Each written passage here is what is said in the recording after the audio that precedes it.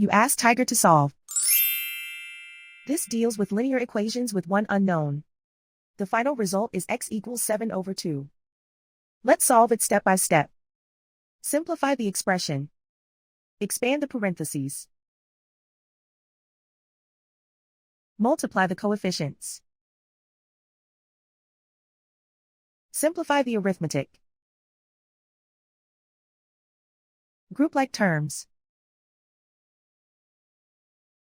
Combine like terms. Group like terms.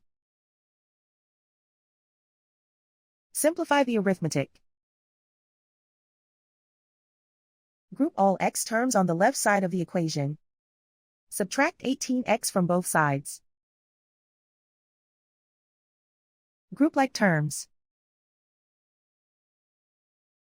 Simplify the arithmetic. Group like terms. Simplify the arithmetic. Group all constants on the right side of the equation. Add 28 to both sides. Simplify the arithmetic.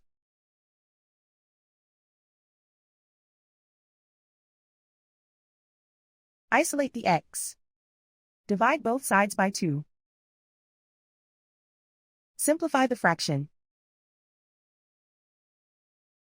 And so the final result is x equals 7 over 2.